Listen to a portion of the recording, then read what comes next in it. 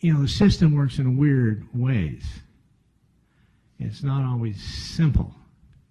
Sometimes it's very complex and disconcerting. Sometimes it'll bring you to tears. Thank you. But I hope I've shared some things with you today to show you sometimes how things over time can affect change. And do so without, well, getting your panties in a bunch, right? You just have to be smarter than the rock. Because if you don't have unlimited resources, you really have to figure out an attack plan. Well, I guess that's it, guys. So take your break and come back and see Mark. And he'll razzle dazzle you.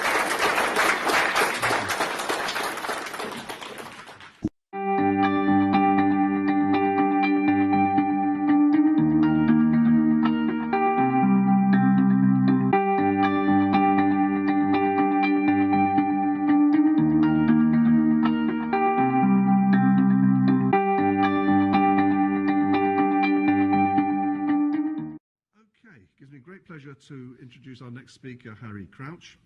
Harry's the president of the National Coalition for Men. He has over 45 years public, private and non-profit program and business conceptualization, design, development, training, management, monitoring and consulting experience. Harry helped design and launch a San Diego Domestic Violence Council gender-inclusive, non-denominational, faith-based domestic violence education, outreach and referral program, perhaps the first of its kind to include men as victims. He oversees the operation of and helps guide and grow NCFM. By referral, he also prepares parents for family court mediation, primarily high conflict cases. Gentlemen and ladies, Harry Crouch.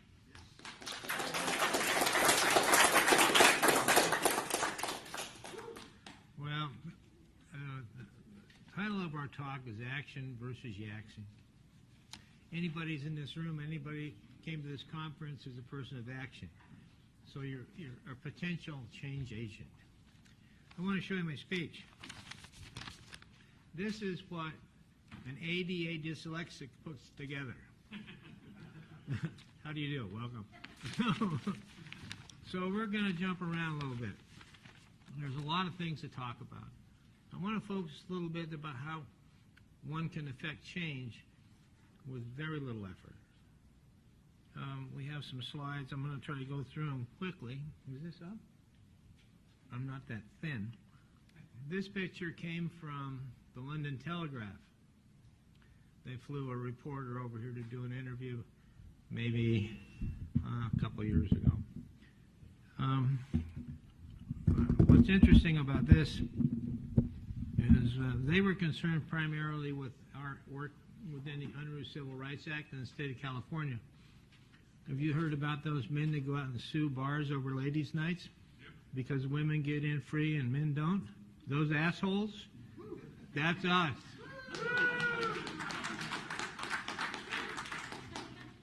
Matter of fact, I just got trapped by a reporter out here, and she wanted to talk about one of the cases. And she asked me, well, don't you believe that women should have a right to meet? I said, sure, as long as men have a right to meet. What's the difference, right? Yeah. But we have, our member, the National Coalition for Men has never filed a complaint against anybody with respect to the Unruh Act. Maybe one, Mark told me once, maybe. But our members have filed hundreds of cases, hundreds. As a consequence, just last week there was an organization that came in the state of California, and it's not a dating company, but it's a company that puts together speed dating things in restaurants for gays, lesbians, and heterosexuals. They separate it. Well, there were 4 NCFM members who actually signed up and paid $60 to go to these things to see if we would be discriminated against. And I think there's a list of us out there now because the company canceled all their events and left the state of California. They won't be back. That's an example how you can take action and affect change. Because of the Unruh Civil Rights Act, and I think primarily the work of NCFM members over the past decade and a half, the state of California is now more gender inclusive. so you don't have to worry about walking in the bar and paying $20 when you get in free. Hey you! Yes, you! Watching this video. Did you miss out on going to the International Conference on Men's Issues? Or did you go and now you missed the fun times you had at this amazing event? Experience the magic of ICMI 2019 again, or for the very first time, with Honey Badger Radio's ICMI disc set. The disc set brings ICMI presentations together in one convenient package, as well as disc set exclusive Badger bonus content. Enjoy behind-the-scenes Badger interviews with free speech and men's issues luminaries, like Sargon, Janice Fiamengo, and Count Dankula, as well as a never-before-seen Badger cartoon. Also available is sparkling ICMI merch, such as our professionally designed program book, sticker sets, badges, and more.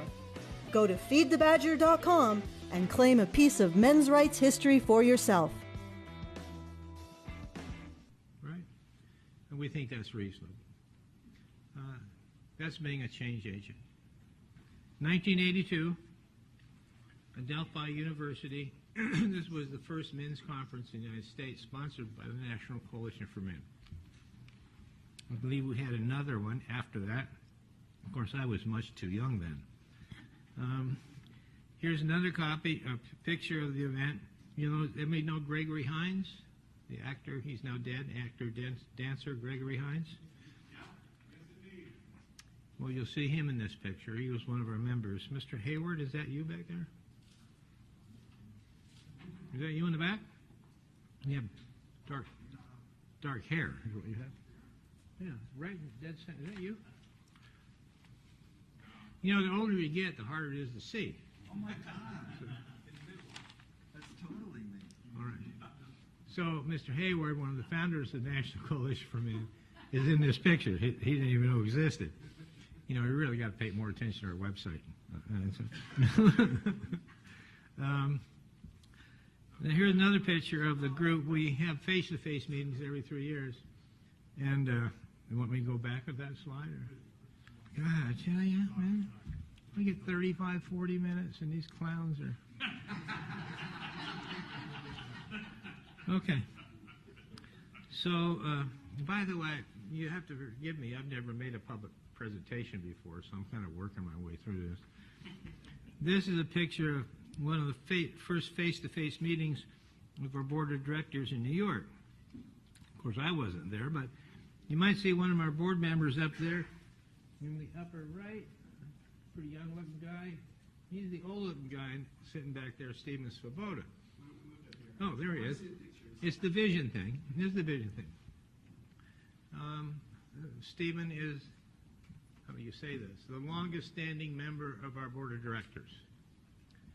And Mark's on it. Who else is in here that's on it? Oh, shit. No, Mark's in there, yeah? Is Peter Alamano in there? Yes. Where are you, Peter? In the back. In the back. I have long blonde hair and everything. Oh, sure enough. There he is. Okay. Well, so who else is? Deborah Watson. Well, she's not here. Watkins. Will, are you in it? Where's Will? You're, okay. Real quick. Stephen used to run the Northern California chapter of NCFM. Will is the current president of my chapter in the Twin Cities. Mark was the founder of the LA chapter. Who else is here? Phil Cook. We'll get to him in a minute. Who am I missing? Anyway, we have more members doing more things. We'll get to that too. Deborah, When Free Men decided to become a national coalition, it started a chapter in New York and one in Boston, and I was the first president of the... Well, there's another one. Oh, these guys keep coming out of the woodwork on it. So, the organization has been around since 1972. We're a 501c3 nonprofit. We're fully funded by individual donations and small and family foundations. Not small donations. They give us some pretty good donations. We don't take any government money. I refuse to do so. You take government money, you become part of the problem, not part of the solution. If you're a service organization like in Canada, that's a different deal. If you want to provide men's shelters, you want to provide support systems, things like that, go after the money. Go after the government money. And I used to write grants, audited grants, run grants, whatever, right? I just think it's a difficult thing to do if you want to move in a direction that you think is better than the government's moving, right? This is a picture of our 40th anniversary conference in San Diego 3 years ago. 40 years, okay? And you can see Cassie J., Karen, a number of other people. We've done all sorts of rallies, protests, that kind of effective in L.A., various other places. I got to get out of these slides. Ray Bluehurst, who is now a member of our L.A. chapter, created all these signs, drove around a pickup truck in Los Angeles trying to affect change. Okay, let me get away from that. Phil Cook. A number of years ago, for those of you who went to his presentation, he's the author of Abused Men, the Hidden Side of Domestic Violence, which was the first definitive work on abused men written. I'm from Alaska. When I got involved with this work, I flew down to see Phil to see if the guy was crazy. And I found out that he was, and I fell in love with the guy. So, years later, in San Diego, which is, quote, the DV capital of the world, San Diego, California, and I'll tell you why if you want. I went to a 40-hour training for domestic violence because anybody who wants to work in the domestic violence field has to take this training. And this was conducted by David Wexler, Northern Training Institute. 40 hours, 5 days. I suffer through this shit, you know? And at the end, I asked Mr. Wexler, how come there's no discussion about abused men? This guy got more PhDs than the university, right? He looks at me and he goes, you know, I've started to hear about that. Really? That's why it says, why don't we integrate something in your presentation so we can start educating people who work in the industry, law enforcement, judiciary, court system, whatever, all the people who are required to take this friggin' course.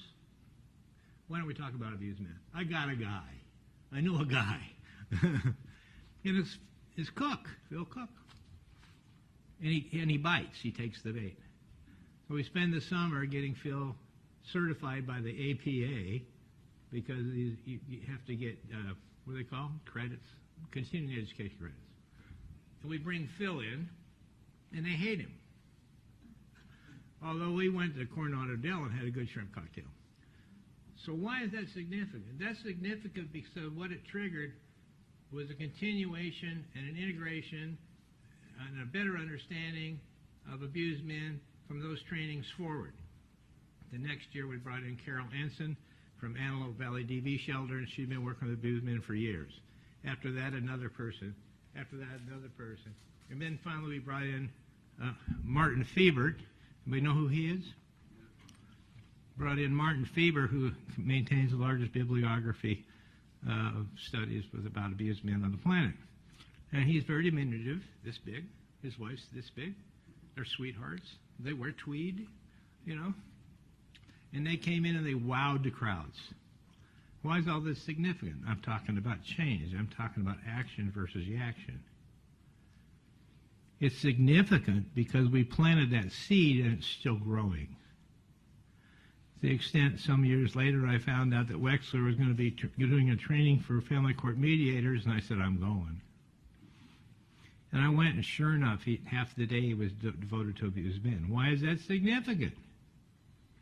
Well, now what you're doing is you're training all the people who are involved with the California court system, at least in Southern California, and you're raising their awareness about abused men and how does that impact things when it comes to custody issues or discussions in court. Correct? Total, I might have had 40 hours into that. So it's action versus yacktion. Stop talking about shit and do something. I like to tell people, too, you got to be smarter than the rock. What does that mean?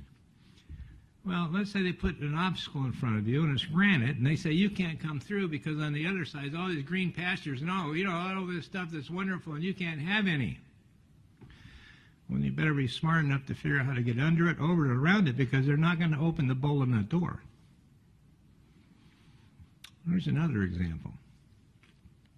Where's that one slide? Let's get this one slide. This one. This is 84, maybe. This is our first display at the International Violence and Trauma Conference in San Diego, which is the biggest conference of its type on the planet. And here's Deborah Watkins, our tracer, Ray Blumhurst, the guy that does most of these signs. The famous one there with the skeletons, you probably saw that in the red pill. There's Mr. Angelucci, and there's Mr. Cook. There's a number of stories around this event, but I'm going to tell you this one. Here I met a young lady by the name of Julie Brand. She's about this big. She's one of my advisors. She was sexually abused and groomed by her mother growing up. You don't talk about that, do you? Most people go, what, a mother sexually abusing their daughter? Are you out of your mind? She grew up, she went to school, got a graduate degree, started working in the high school as a counselor, retired, wrote a book. Her website's Caper Consulting. You gotta check it out. She took the book, and I met her here with the first time that she spoke at a conference. First time. And she tells a story that when she's talking to the group, they looked at her like deer in the headlights, right? Didn't hear about it. Over the years, she never gave up. Now she's a highly sought-after public speaker. She's often a keynote speaker at major conferences for law enforcement, for social service people.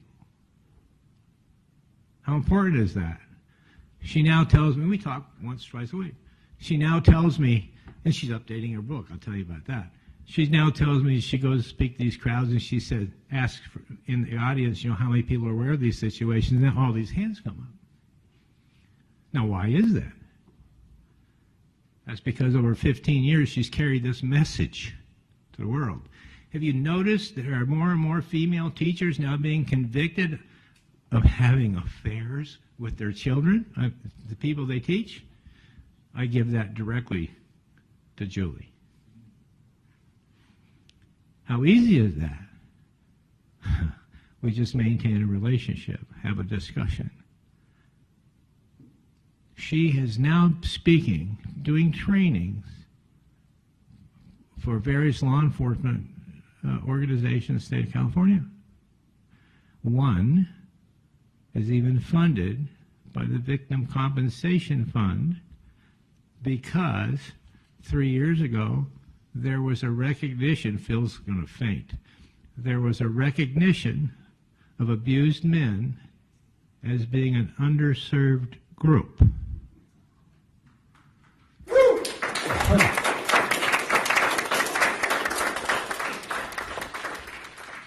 That might have been delayed a long time were it not for Julie Brandt. So now what's happened is it has been more politically correct for her to talk about people in positions of responsibility who sexually abuse young boys. She's now modifying her book, and she's now being asked by various departments of the state of California and elsewhere to have presentations about that. That's huge. That's absolutely huge. It may not be areas of interest you guys hear about all the time. That's huge. You want to affect change?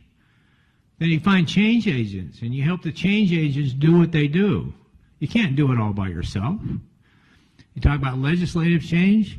Let me tell you something. We've heard several presentations in here about the universities, correct? And they've been talking about the problems on various universities, correct? Everybody got a pen and a paper? Let me tell you about this in less than 10 seconds. Write down women's studies for me. Just write down women's studies. I told him. So write down women's stories and crap studies, women's studies.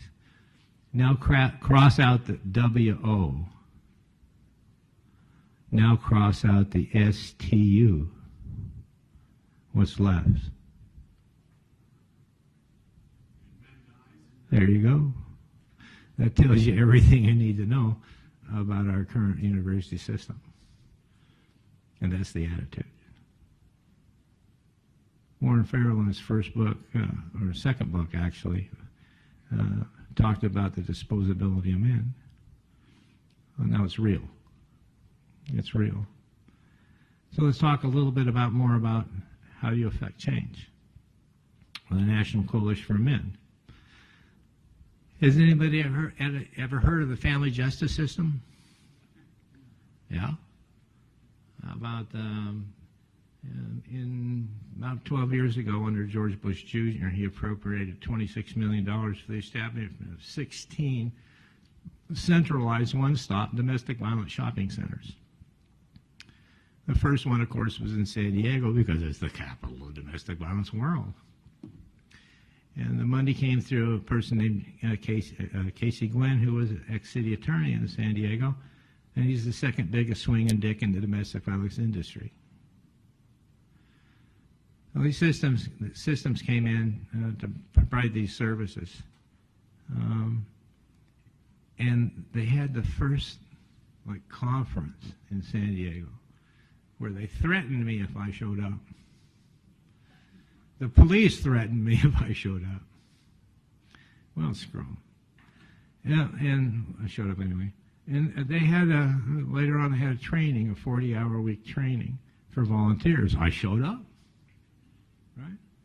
Wearing my famous T-shirts, like arrest false accusers with cops arresting a woman. All right?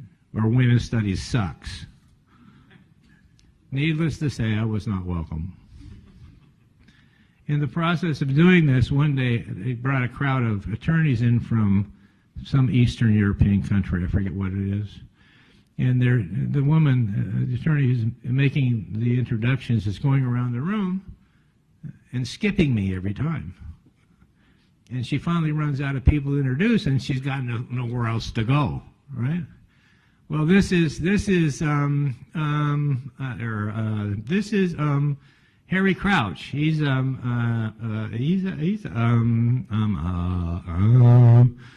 men's rights advocate. Well, these are all women except one guy in the middle of the crowd. And all of a sudden, his hand shoots up like this. He's on his tiptoes, and he goes, right on!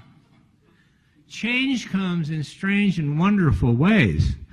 For that very instant in time, everybody in the room was one. Whatever animosity there was toward anybody or anything left.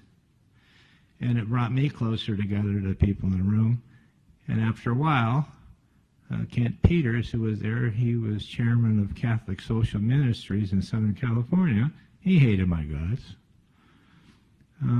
Over time, we became good friends when he realized he was an abused man. Why is this significant? This is the director of Catholic Social Ministries in Southern California. They started a radio station, and he actively told people publicly about his abuse. Is that significant? Huge. In that process, when I was welcome at the San Diego Domestic Violence Council, I helped develop a faith-based domestic violence education and referral program, first one in the nation. There was opposition. When I showed up in the meeting groups, Kent Peters would say, Harry, don't you have something better to do? Of course I didn't. But change comes in mysterious ways. I'll show you something else. Let me get this thing working. Here's Will Hageman in our Minnesota chapter. Will and the other gentleman's Mark Bates. They table 20, 25 events every year. They probably passed, I don't know, what, 1 million pieces of literature? I mean, they're keeping one paper machine manufacturer in profit for decades. They go from one event to another, handing out wristbands, educating people How important is that? It's very easy. It raises awareness. It raises awareness. This raises awareness. That raises awareness. If you can't raise awareness, you can't affect change because the attitudes stay the same. Right? Attitudes stay the same. It's a wonderful thing these guys do. What's the next one? Is there a next one? Well, it's not working. So, what we're most noted for is our legal work, primarily Mr. Angelucci, but also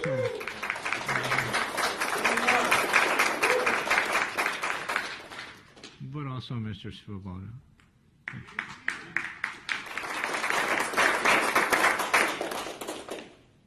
You know, Steve's one of the world's leading experts on circumcision and activism. Wow. He's sitting right here. This guy right here. You know? You can't find anybody who knows more about this stuff than this guy sitting right here. So we got a guy in Kenya, NCFM member in Kenya, one of my liaisons, Kennedy Owino. You know who he is, right? Yeah. He's an activist. So we send him several $100s every year to help him out. He's got a little radio station over there. And he took on the Bill and Melinda Gates a few years ago, the Bill and Melinda Gates castrate or circumcise everybody from conception up in Africa. He took them on in one of the counties when there was legislation that would have allowed the circumcision of all adult men, and he won. He won. Right? That's action versus Yacktion. He's getting off his butt and is doing things. He puts himself at risk. And for a few $100s a year, we're able to help him achieve wondrous things for men in Kenya. Some of you did anybody go to the conference in Canada last week or the week before? Up there you might have heard a speaker, Carl Augustin. Carl is my liaison in the Democratic Republic of Georgia. He's also my international coordinator. Several years ago, he wrote a United States Convention for the Elimination of All Forms of Discrimination Against Men. Whoa, there's an undertaking for you. I can have a hard time saying it. Fortunately, Carl's got some bucks, and he loves to travel. He's been to almost every country on the face of the planet. And every time he goes somewhere, he tries to find somebody who will sign this convention. How many signatures do you think we have? None. The UN is so feminist-oriented. You think anybody's going to stand up for men in this process? Not yet. But the fact that he's out there is doing it, he's trying to affect change in his own wonderful way. And he's brought to us several liaisons in several other countries. I have some gentleman now wants to open something up in Belize, and we're talking to this gentleman right behind Chris about opening a chapter in Japan. And don't be turning your head around. You know what I'm talking about. So I'm really happy to announce that that's a real strong possibility. How hard is that to do? Not very hard. You know, it takes me about 20 hours and costs us $1,000. Boom. Right? And all of a sudden we have another mouthpiece somewhere that can help raise awareness. That's action, not Yacktion. It's not just talking about it, it's going to do it. Okay, one of my favorite stories. Action, not Yacktion. This is a big-ass bus. That's a 42-foot custom coach. When I was more involved in family court situations, and I'll do broader things, but we did a monthly get-together with guys from family courts. I'd cook at the office. You know, I'm a pretty good cook. And we sit around and talk and think about things. But it turned out to be a bullshit session over time, so we stopped doing it. But one of my guys comes to me. His name's Larry Kirkman. He comes to me and says, "Harry, I still got some money left." I can't say how much because his ex might hear it. But he said, "I still have some money left. I don't want to give it all to the court system. I want to go buy a 42-foot custom coach, wrap it all in purple vinyl, and drive it around the country advocating for shared parenting law." I said, "Well, that's pretty ambitious." "Well, I need your help." "Oh, shit. I don't know anything about that. I can't help you. I'll donate $6,000 to your chapter. When do you want to start?" And so 2 days later, we were in Tucson and bought a bus, $252,000 bus. Brought it back to San Diego, spent 10 days, designed all these things, wrapped it in purple vinyl just like you see it, cost us $10,000, and we started driving it all over the place. We would take it to domestic violence events and park it right in front of their front door. We drove it up to Los Angeles, where we had rallies. Who was that? Mark? Alex Baldwin. Alex Baldwin was in court, child custody, made the news, wrote a book about it, right? We parked the Crispy bus right next to the courthouse. And there were about 40 or 50 people running around with signs, shared parenting. And so Larry Grover around the United States once, we had it in Washington, D.C. twice, where once, forget his name, anyway, he gets arrested. And he was driving the bus. He had the keys in his pants. We couldn't get the keys of the bus back for a couple, 3 days for the event we had in Washington, D.C. So why is that significant? It's a process of helping raise awareness so people like, what's his name, National Parent Association, Dr. Holstein, a wonderful guy, does tremendous work, has made a huge impact in at least 16 states with respect to shared parenting legislation. So while we're not directly linked, we're helping him because we're running around the country raising awareness.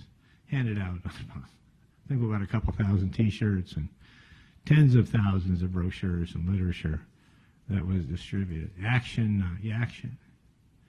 It's one thing to talk about something, it's another to stand up and do it. And every time we used to park this thing right in front of the family courthouse in downtown San Diego, and there's one judge who got so pissed off, she would have one of the sheriff bailiffs go up on the roof to watch us, make sure that we didn't do anything inappropriate. Right? Crazy stuff. Crazy, crazy stuff. But as a consequence, we help change attitudes. And that's extremely important. What we're really known for, at least recently, not just Mr. Angelucci, but primarily because of the legal work we do, Mark and I have dreamed for a decade of having our own law firm. Well, we're close.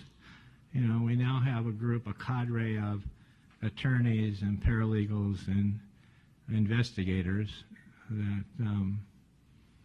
that believe we should be doing some things. And knock on wood, when I get back, I may now have a retired FBI agent coming in to help us join our team. We need that. Action versus Yacktion. I'll give you another example. I pick up the phone one day, and it's this woman named Angela. Right? Who the hell are you? And she tells me this story that she and her son are in a post office one day. And they're looking up at the signs, and she sees a selective service recruitment bulletin. And she goes, why my son? Right? And so she wants to become an activist. She was an ATF agent, the first woman to graduate from the academy, and then a forensic accountant for the FBI. She's now my treasurer. So I'm really happy about some of those things. And now she brings that perspective.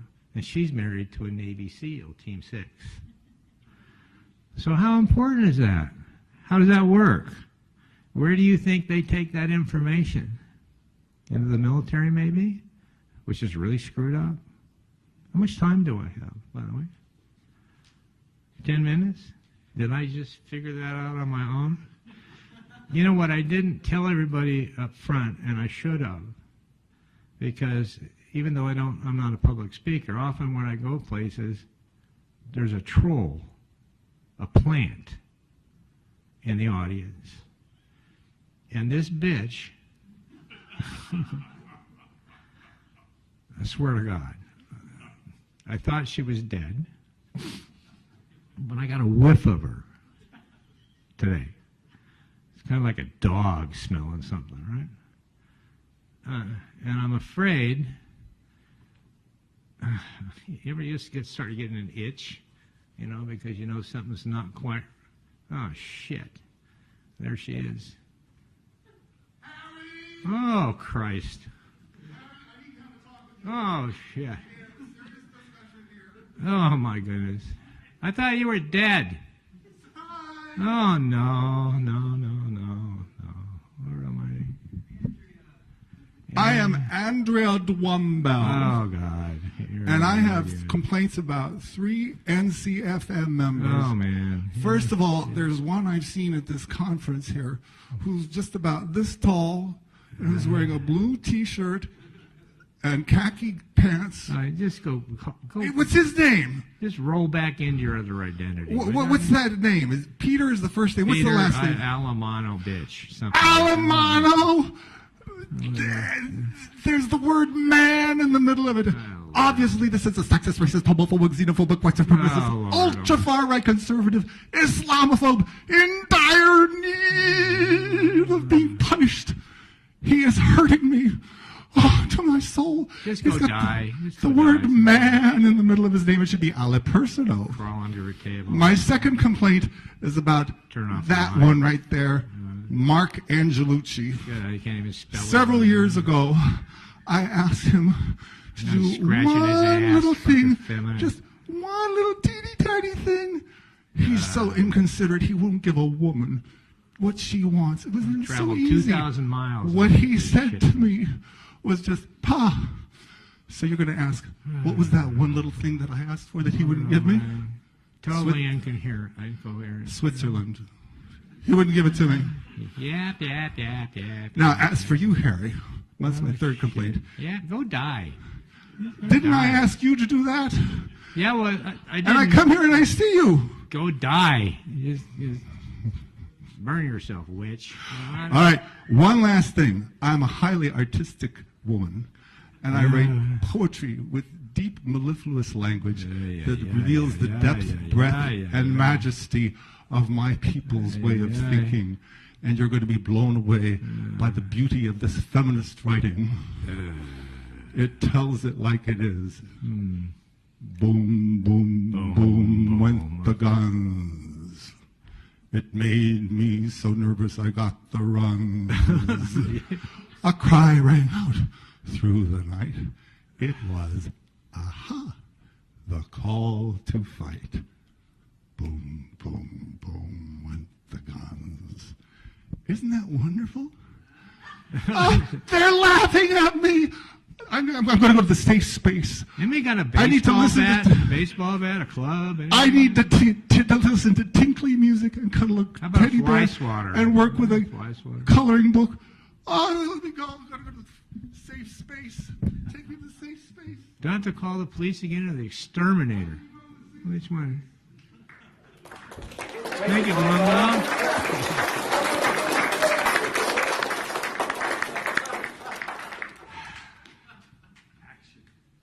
Versus Yacktion. Sometimes it comes in strange and wonderful ways. Strange, certainly. And Mike, who I just met, met this afternoon, he pointed out to me that in another presentation I used the word victim, which I know better to do, and I should be using the word accuser. Did I use the word victim?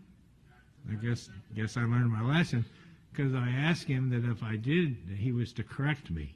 You know, so maybe I learned that lesson. The one comment that has nothing to do with what we're talking about. I have recently been accused of a number of things by some MGTOW people, which is interesting. And one of those things is that NCFM is opposed to MGTOW. So let me be perfectly clear.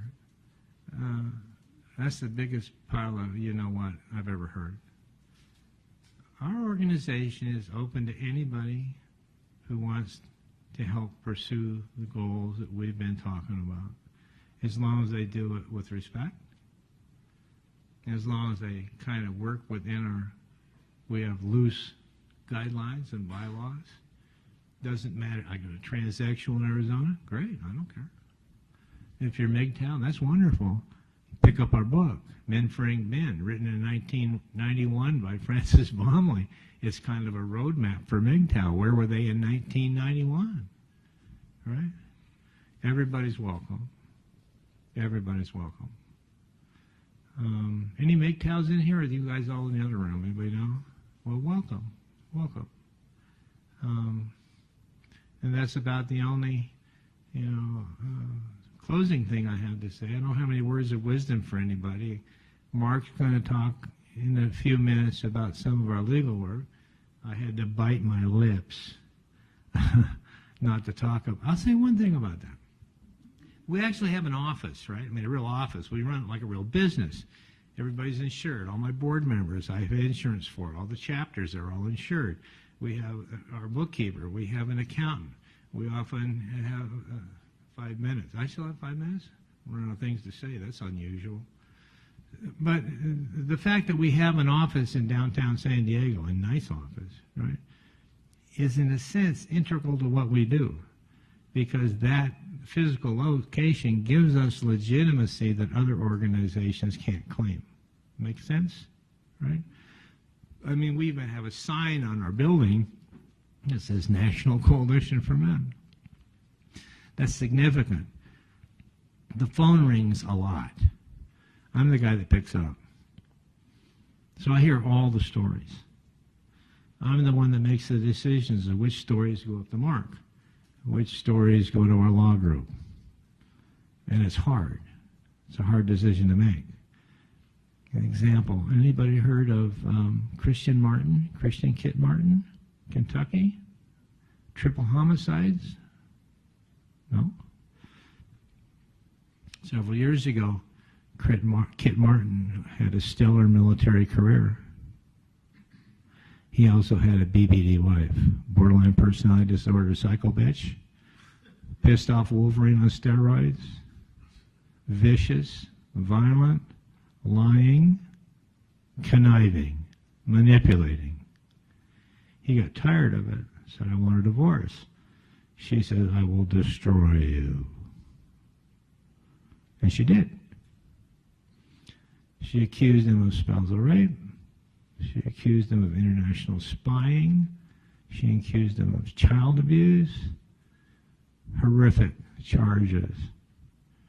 Of course, the military stepped in and did what? Arrested him.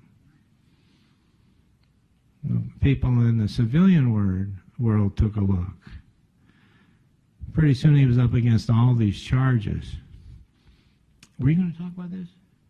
And one of our guys, Michael Konsacki, who's a retired homicide investigator, 102nd Airborne, right, stepped in. He has over 1,000 hours into Kit's case. Finally, eventually what happened is all the serious charges were dropped, but he had to take a deal, like a plea bargain, on a misdemeanor, and he popped 6 months in the brick. He gets out, he gets reestablished again, all thanks to us, by the way. He gets out, gets reestablished again, gets a job flying for an airline, because he was a helicopter pilot. They trained him, he's flying for a commercial airline. A few months ago, the Attorney General of the state of Kentucky decides to run for governor. Well, he needs to show people that he's hard on crime, right? So they go arrest him again. He's in prison or jail right now.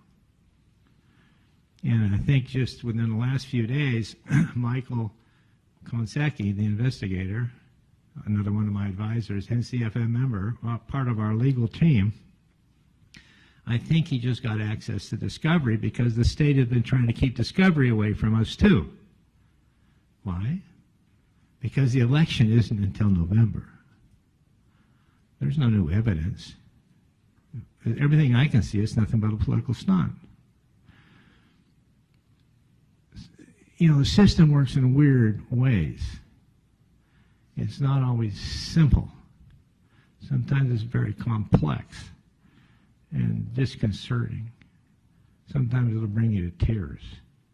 Thank you. But I hope I've shared some things with you today to show you sometimes how things over time can affect change. And do so without, well, getting your panties in a bunch, right? You just have to be smarter than the rock. Because if you don't have unlimited resources, you really have to figure out an attack plan. Well, I guess that's it, guys. So take your break and come back and see Mark. And he'll razzle dazzle you.